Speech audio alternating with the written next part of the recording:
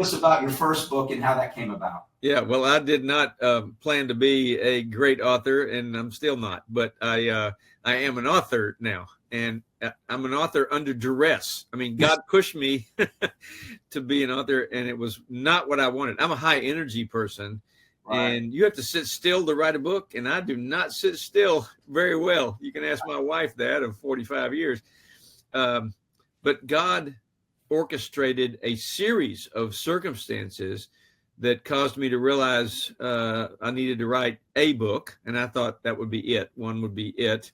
Right. And also that God wanted me out of the business world into the world of ministry, and I did not want to do that either. So I argued and fought with God about that for quite a while. It all began when here I am, a successful business guy, 36 employees. We're doing $6 million a year in technology sales, a variety of things having to do with office technology. And my dad died suddenly and unexpectedly with a heart attack. He was the mayor of the little town Mason I grew up. I don't live there now, but a small town, Central Texas. And when he died, my little brother and I were looking for the will, and we were sure it was in this old heavy-duty safe in the back of his office. So my mom gave us the combination to the safe. My little brother and I opened it, and the first thing we find on top of everything else was a sealed, thick envelope addressed to me and my little brother. But Dad wrote on the front of the envelope, "If you boys find this after I'm dead, do not open this envelope. It is not important. Destroy this envelope without opening it, Dad."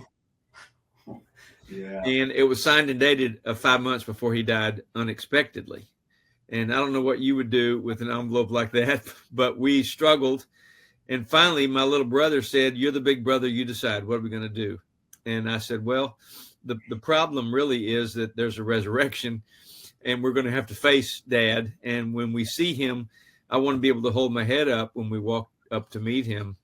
And so we burned it without reading it. In fact, you mentioned the TV series we're developing. We finished filming the pilot, and there's a flashback scene of that happening in the pilot. And the guy that plays me is Billy Graham's nephew, Ben Graham, who's now in the White House staff under Trump, he's the faith director in the White House. So it's kind of an interesting series that led from that little story to where we are now.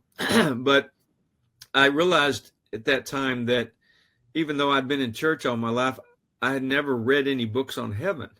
Mm-hmm. I've never really heard any sermons on heaven. And so I went to the bookstore to buy all the heaven books because I was very interested in heaven. The curiosity about the envelope led to a curiosity in me about heaven itself. So I went to the bookstore and asked for the heaven section. And even though it was a Bible bookstore, they laughed at me. There were no books on heaven. And I was really disappointed and shocked about that. And I went ahead and started doing my own research.